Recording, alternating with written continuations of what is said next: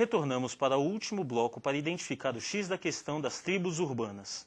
Com uma postura marcante, algumas tribos avessas à sociedade manifestam de forma intensa a sua ideologia. Pergunta para um playboy o que ele pensa da vida, sabe o que ele te diz? Nada, ele baixa a porrada. É, mais ou menos assim.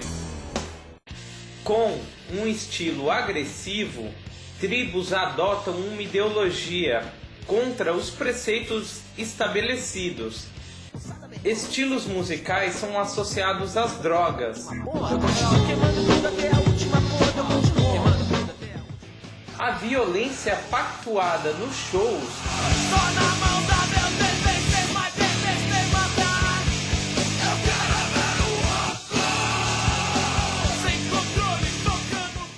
tomou as ruas e os estádios de futebol. Tal intolerância só alimenta o preconceito entre tribos. Para explorar uma nova visão desta manifestação cultural, continuamos com o doutor em antropologia João Lindolfo. Existem as tribos agressivas, como os hooligans, que brigam nos campos de futebol, os punks, que têm uma intolerância com a questão política, os pit boys, que têm uma pancadaria gratuita, os skinheads. O que significa violência para essas tribos? Então, o que eu acho genial nas tribos urbanas é que esses jovens exóticos porque fora da ótica formal, né, extra-ótica, né, eles tornam o tecido social passível de questionamento. Isso é da mais fundamental importância. Agora, esses jovens que, para demarcar posição, têm que se degladiar com outro, isso eu já acho patológico, acho que fere os princípios básicos da convivência humana, quer dizer, diferenças, já está ultrapassada a discussão de tolerar diferenças. As diferenças têm que ser tidas como um valor a ser utilizado e aprofundado para que se possam, na sequência, discutir as semelhanças, que é o fato de serem seres humanos e dignos de direitos iguais, né? A sociedade hoje em dia está aceitando cada vez menos essas manifestações de intolerância. Como a gente pode evitar essa intolerância das tribos urbanas? Através de leis, através de educação? Como a gente pode minar cada vez mais esse tipo de situação? Eu acho que por meio das leis, por meio da...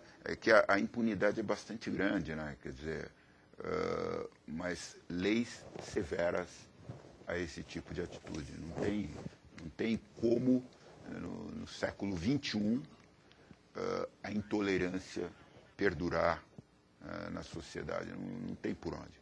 Não tem por onde. E esses jovens são absolutamente equivocados para ter um comportamento desse gênero, né? Então, a própria sociedade vai solapando cada vez mais, isolando, denunciando, porque tem que denunciar, e de certa forma, domesticando esse tipo de atitude. Ótimo. A gente tem, comumente, a gente já faz certas associações, por exemplo, as festas raves com o êxtase, o reggae com a maconha, o rock, em geral, com bebidas, consumo de drogas. Esse vínculo, música e drogas, é um fator que acontece com uma frequência? A droga faz parte da humanidade desde os primórdios. Isso é uma questão. Agora, o reggae existe uma questão religiosa aí. Uma questão do rastafarianismo, é uma questão cultural, né? A questão da maconha para o reggae é uma questão cultural que passa por um exercício no sentido de alcançar o divino, né? Tem uma questão cultural aí. Agora, a bebida é uma droga legalizada e incentivada, né? Incentivada.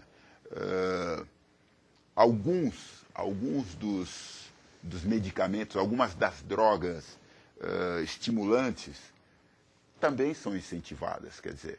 Então, filha, pega meu calmante que eu descobri que seu irmão tá fumando maconha, quer dizer, e ela é viciada em calmante, quer dizer, e tem uma geração, vamos falar também da geração Prosecco com Prozac, né, quer dizer, então existe uma crítica à juventude usando drogas. Mas várias drogas também são, inclusive, incentivadas na sociedade, são digamos assim, comercializadas livremente e, inclusive, incentivadas por propagandas de televisão e tudo mais, né? Agora, voltando à questão, no específico do reggae, tem essa questão religiosa. Agora, nas raves eles utilizam umas pastilhas aí, né? Água e umas pastilhas. Bom, não sei, é que a questão de droga é uma questão muito séria na sociedade, que vem sendo discutida na Califórnia, por exemplo, a maconha tida como droga leve e quase foi liberada, mas tem uns benefícios medicinais, não sei o quê. E essas drogas sintéticas que tem muita gente ganhando muito sobre isso, que não são exatamente as pessoas que comercializam, né? Mas estão aí. Eu acho que o comércio acaba fazendo por onde determinadas coisas não consigam nunca ser extintas da sociedade, né? E até incentivadas e até, de maneira geral, se proliferando muito mais. Perfeito. Para finalizar o nosso programa, a gente tem uma última pergunta. A gente vai questionar agora a ideologia desses grupos. O punk é meio anarquista, o gótico também é contra, ele está de luto para a sociedade, o hippie prega paz e amor. A gente quer saber como a visão crítica desses grupos melhoram a sociedade, ou se eles atuam de certa forma dentro da sociedade para melhorá-la, ou é só uma crítica pura, sem uma ação? Eu acho que o movimento hippie, por exemplo, quando pregou um sonoro não à guerra do Vietnã, né, ele, de certa forma, trouxe para o seio da sociedade várias discussões, né? Eu acho que todos os movimentos, esses movimentos culturais da juventude, a juventude sempre funcionou como mola propulsora de transformações. Então, por mais que a indústria cultural pegue os conteúdos contestatórios e faça uma domesticação, não existe um poder que seja monolítico. Para continuar dominando, o poder tem que, de certa forma, incorporar as reivindicações no todo social, tem que incorporar mesmo que domesticado, tem que incorporar essas solicitações, essas reivindicações, né? Ou seja, tem que alargar a sua margem de tolerância. E, de certa forma, o avanço acaba sendo consequência, que o poder tem que atuar de maneira espiral, tem que acabar agregando essas reivindicações, essas solicitações, para poder continuar sendo poder, né?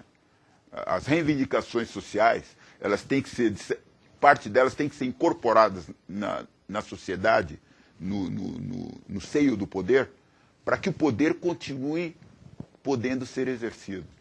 Eu não sei se eu consegui me tornar inteligível, mas as estruturas de poder têm necessariamente que dar ouvidos a essas manifestações sociais, até para se perpetuar, para continuar exercendo o poder. Então, esses jovens que trazem esses questionamentos são da mais fundamental importância para os avanços sociais.